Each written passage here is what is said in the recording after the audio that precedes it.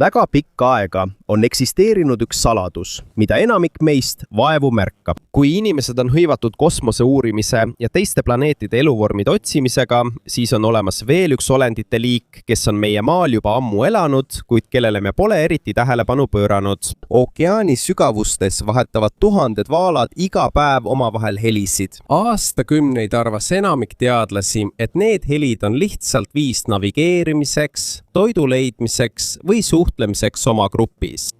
Need kaks vaala suhtlevad kordamööda kiirete klõpsatuste seeriatega. Projektid SETi teadlased kasutavad tehisintellekti nende klõpsatuste dešifreerimiseks. Our researchers at Project SETI are using artificial intelligence to decode. Kuid mida rohkem arenevad tehisintellekt ja kaasaegne andmeanalüüs, seda rohkem uusi avastusi hakkab esile kerkima, mis toovad kaasa suuremaid küsimusi. Kas vaaladel võib olla keerulisem suhtlussüsteem, millest me ei tea? Ja seda me hakkamegi uurima. Aga enne kui alustame, ära unusta sellele videole meeldimist panna. See on meie sisuloojate jaoks väga oluline. Suur tänu ja nüüd alustame. Viimastel aastatel hakkasid merebioloogid, arvutiteadlased ja tehisintellekti uurijad koostööd tegema, et uurida tohutut vaalade salvestiste kogu, mis on kogutud erinevatest maailmapaikadest. Nende eesmärk ei ole ainult kindlaks teha, millist tüüpi helisid vaalad teevad, vaid ka uurida, kas nende taga on peidetud mustreid. Üks põhjusi, miks eksperdid huvi tundsid, on vaalade ainulaadsed omadused. Nende aju on üks suurimaid kogu planeedi loomariigis. Mõned liigid näitavad isegi arenenud sotsiaalset käitumist, koostööd ja isegi traditsioone, mida antakse edasi ühest rühmast järgmisele põlvkonnale. Lihtsamalt öeldes ei ole nad lihtsalt loomad, kes niisama ujuvad ookeanis ringi. Neil on oma ühiskond, oma kultuur ja võimalik, et ka oma viis teabe jagamiseks. Seetõttu hakkasid teadlased kasutama tehisintellekti süsteeme, mida tavaliselt kasutatakse inimkeele uurimiseks. See on sama tehnoloogia, mida kasutatakse sõnade, lausete ja mustrite tuvastamiseks inimkeeles. Üllatav on see, et nad proovisid seda rakendada ka vaalade poolt tekitatud helidele. Ja just siin hakkas kõik muutuma palju huvitavamaks. Selle asemel, et tegemist oleks juhuslike helidega, avastasid teadlased mõnikord korduvaid järjestusi. On ka teatud helikombinatsioone, mis ilmuvad järjestikku erinevates olukordades. Need on nagu pusletükid, mis aegamööda moodustavad suurema pildi. Kuigi pole veel teaduslikke tõendeid selle kohta, et vaaladel oleks inimkeelele sarnane keel, usuvad paljud eksperdid, et nende suhtlus on palju keerulisem kui lihtsad hüüded või signaalid. Üks kõige põnevamaid sündmusi toimus Alaska rannikul 2023 aastal. Umbes nii kulges nende vestlus.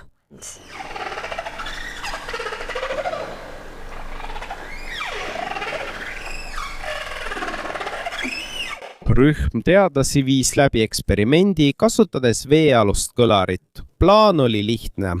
Mängiti ette salvestis küürvaala kontaktkutsest. See on teatud tüüpi heli, mida küürvaalad kasutavad, et anda teistele vaaladele teada oma kohalolekust. See on justkui öelda, ma olen siin. Teadlased polnud kindlad, kas keegi vastab. Kuid mõni hetk pärast salvestise mängimist vee all ujus üks küürvaal nende paadi juurde. Selle vaala nimi oli Twain. Kui ta tiirutas uurimislaeva ümber, hakkas ta ka ise oma häälitsusi kuuldavale tooma. Teadlased mängisid salvestist uuesti ja Twain vastas jälle. Kui nad protsessi kordasid, juhtus sama. See kordus peaaegu 20 minuti jooksul. Teadlaste jaoks polnud üllatav mitte ainult Twaini vastamine. Veelgi tähelepanuväärsem oli tema vastamise viis. Iga kord tundus, et ta ootab kõigepealt. Pärast õiget pausi andis ta uue heli. Nagu järgiks ta vestluse rütmi. See ei tundunud lihtsalt suvalise lärmina. Oli muster, oli ajastus. Projektis osalevate teadlaste sõnul. See on üks selgemaid näiteid kahepoolse vokaalse suhtluse kohta inimese ja küürvaala vahel, mis on kaasaegsel ajal salvestatud. Kuid samal ajal, kui teadlased püüavad nende helide tähendust mõista, on olemas veel üks ekspertide rühm, kes keskenduvad teistsugusele vaalaliigile, kašelotile.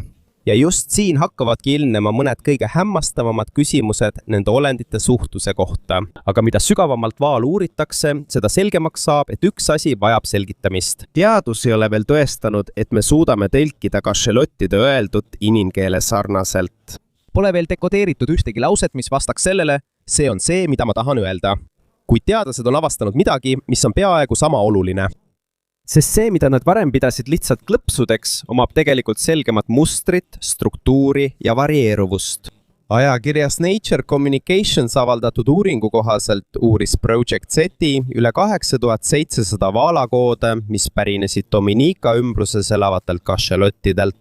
Oodad on lühikesed klõpsude jadad, mida kašelotid kasutavad omavahel suhtlemisel. Varem arvasid paljud teadlased, et nende helide kombinatsioonid on piiratud, justkui oleks tegemist vaid mõne lihtsa signaaliga. Kui kasutati arenenumaid arvutianalüüse ja tehisintellekti tööriistu, selgus, et süsteem on tegelikult palju keerulisem. Klikkide kiirus muutub, rütm muutub, lõpus lisandub või kaob mõni klikk. Ja on olemas ajastuse mustrid, mis pole lihtsalt juhuslikud.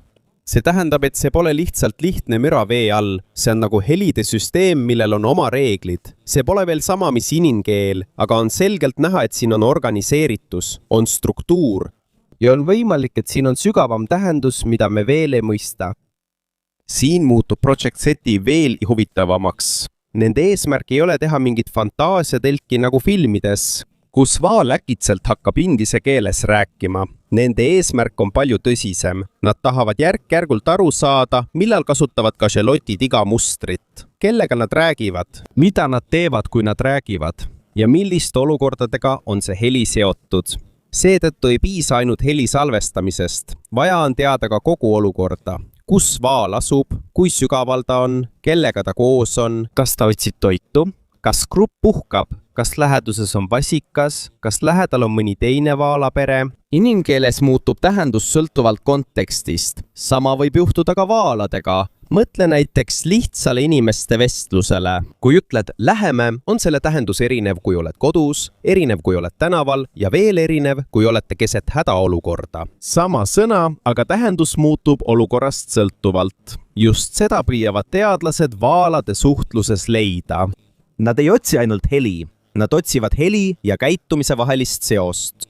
Dominikas on see väga kasulik, sest seal on kašeloti pered, keda teadlased on juba pikka aega jälginud. Nad ei ole juhuslikud vaalad, kes lihtsalt mööduvad ja kaovad. Seal on tuntud grupid, perekonnaliinid ja vaalad, kes tulevad ikka ja jälle samasse kohta tagasi aastaid järjest. See on nagu naabruskond vee all. Ja just seal hakati koguma üksikasjalikumaid andmeid.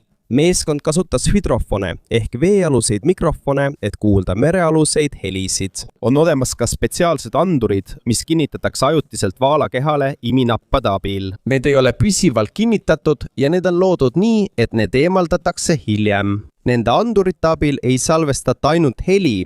Samuti saab näha, kui sügavale vaal sukeldub, kuidas ta liigub ja milline on tema kehaasend heli tekitamise ajal. Siin saab selgemaks, miks on kašelottide uurimine keeruline. Nad ei ole nagu linnud, keda saab puu otsas jälgida. Kašelotid laskuvad mere pimedatesse sügavustesse. Mõnikord nii sügavale, et inimestel on neid raske jälgida. Seetõttu on iga salvestis justkui väike aken nende maailma. Ja selles maailmas on heli väga tähtis. Okeaani pimeduses on heli see, mis aitab neil otsida, suhelda ja grupiga ühendust hoida. On veel üks oluline detail. Kašelotide uuringute kohaselt on olemas niinimetatud vokaalklaanid. See tähendab, et on olemas kašeloti rühmi, kellel on omaenda koodade stiil. See on nagu murre või aktsent inimestel. Näiteks Filipiinidel erinevad tagaloogi, bisaya, ilocano ja teiste keelte kõla ja sõnad üksteisest. Kašelotidel ei ole nad sõnad nagu meil inimestel, kuid neil on eristatavad helimustrid, mis on seotud nende sotsiaalse grupiga. Ja on ka tõendeid, et nad õpivad neid mustreid. Kašeloti vasikas ei sünni kohe täiuslike häälitsustega. Nagu inimlaps, kes alustab esmalt beebihäältega enne kui õpib selgelt rääkima, on täheldatud ka seda, et noored vaalad teevad oma grupis õppides veel viimistlemata koodade versioone. Siin muutub lugu sügavamaks, sest kui need helid õpitakse ära, tähendab see, et on olemas kultuur, on edasiandmine, on identiteet, on kuuluvustunne. See pole lihtsalt instinkt, mis automaatselt kehast välja tuleb. Osa sellest õpitakse perekonnas ja kogukonnas. Seetõttu, mida rohkem andmeid Project SETI kogub, seda ettevaatlikumad on teadlased ka oma järeldustes. Nad ei ütle, et kašelottide suhtlus on sama, mis inimkeel. Nad ei ütle ka, et me suudame vaalaga rääkida nagu inimesega.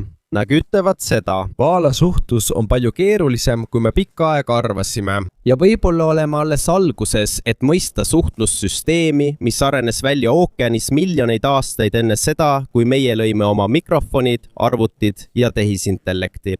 Küsimus pole enam selles, kas vaalad teevad häält.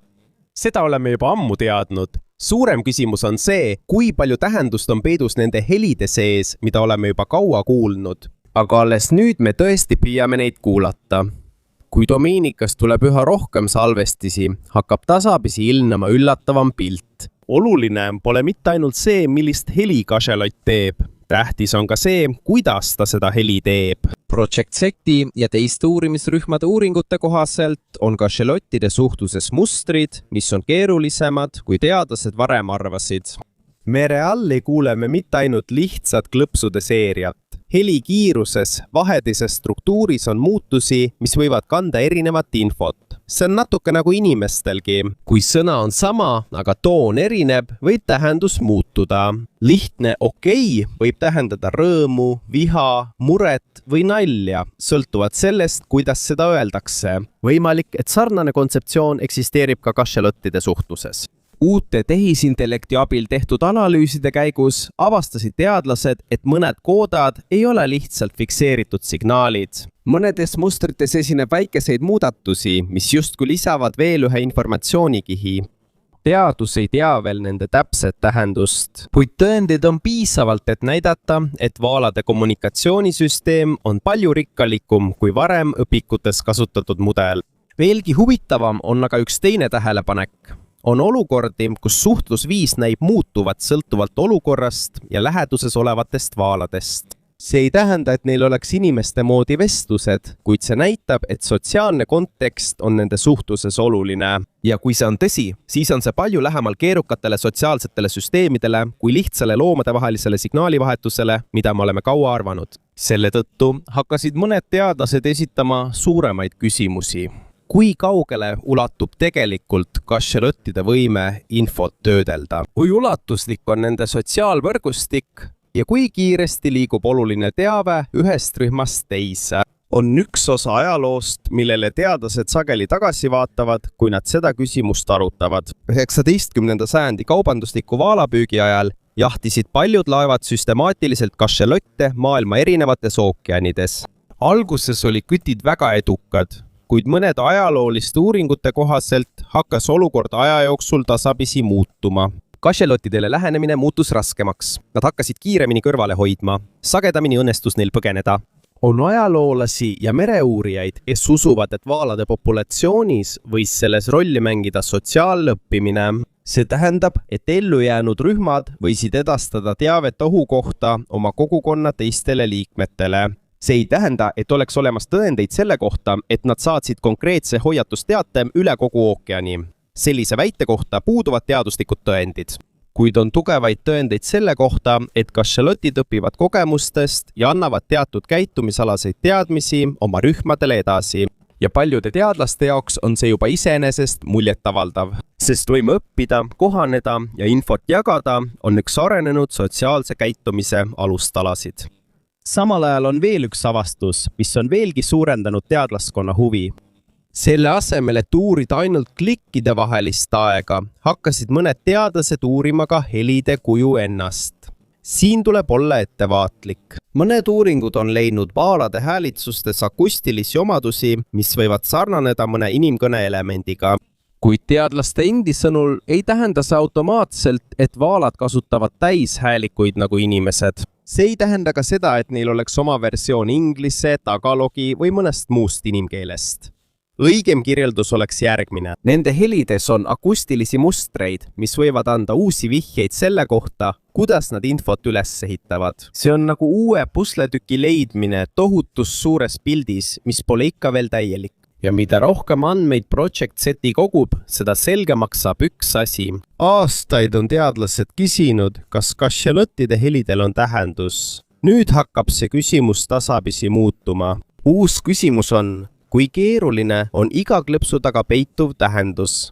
iga uue salvestusega näib ookean meenutavat, et meil on veel palju õppida nende olendite kohta, kes on meie kõrval kaua elanud. Ja võib-olla ei leidu üks maa suurimaid suhtlemise mõistatusi mitte maismaal, vaid hoopis mere pimedates ja sügavates osades, kus vaalad jätkavad omavahelist suhtlemist, kuigi keegi pole veel täielikult aru saanud, mida nad räägivad. Selle loo selles punktis on üks eksiarvamus, mis tuleb selgeks teha. Kui kuuleme sõna keel, mõtleme kohe sõnadele, lausetele ja grammatikale, mida inimesed kasutavad. Kuid paljude merebioloogide ja keeleteadlaste sõnul ei pea sõnad ja laused, mida kasutatakse, olema täpselt samasugused nagu inimkeeles. See on põhjus, miks teadlaskond on hakanud huvi tundma uute avastuste vastu, mis puudutavad kašelottide kohta. Mitte sellepärast, et nad oleksid tõestanud, et vaalad räägivad nagu inimesed, vaid sellepärast, et nende helidel näib olevat palju sügavam organiseeritus, kui varem arvati. Paljude aastate jooksul seostati kašelottide häälitsusi peamiselt ajalokatsiooniga. See on nende võime kasutada helilaineid, et näha ookeani pimedates osades. See on nagu loomulik sonar. Nad saadavad välja heli, kaja tuleb tagasi ja selle põhjal suudavad nad kujundada pildi oma ümbrusest, isegi siis, kui nad ei näe mingit valgust. Kuid mida rohkem uurijad salvestisi uurisid, seda rohkem märkasid nad, et mitte kõik klõpsud ei ole mõeldud ainult toidu otsimiseks või navigeerimiseks. On helisid, mida kasutatakse selgelt sotsiaalseks suhtluseks. On mustreid, mis ilmnevad siis, kui perekond kokku tuleb. On helisid, mida kuuleb sageli siis, kui on vastsündinud vasikas. Ja on ka häälitsusi, mida seostatakse grupi koordineerimisega enne sügavale sukeldumist. Siin hakkab üks oluline idee muutuma selgemaks. Kašelottide suhtlus ei seisne ainult asukoha edastamises. Võimalik, et see on samuti osa nende sotsiaalsest elust. Ja kui on üks asi, mis on aastakümnete jooksul vaalateaduses ikka ja jälle esile kerkinud, siis see on perekonna tähtsus kašelottide elus. Nad ei ela üksikute isenditena.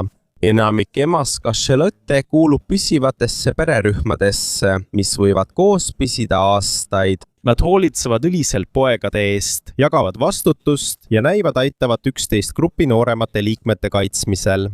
Tegelikult on merebioloogid täheldanud juhtumeid, kus ema lahkub sügavasse merre jahti pidama, samal ajal kui teised täiskasvanud emas kašelotid ajutiselt tema poega pinnal valvavad. Meil pole võimalust täpselt teada, millest nad räägivad.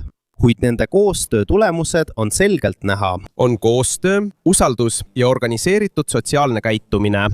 Teadlaste jaoks on see üks põhjusi, miks nende suhtluse uurimine on nii oluline. Sest mida paremini me mõistame, kuidas nad omavahel suhtlevad, seda paremini mõistame ka, kuidas nende ühiskond toimib. Kašelotide puhul on veel üks aspekt, mis inimesi sageli üllatab. See on nende helide tugevus. Mereakustikuuringute kohaselt on kašelotid ühed kõige võimsamad bioloogiliste helide tekitajad planeedil. Nende eholokatsiooni klõpsud on palju tugevamad kui enamikul teistel loomadel maailmas.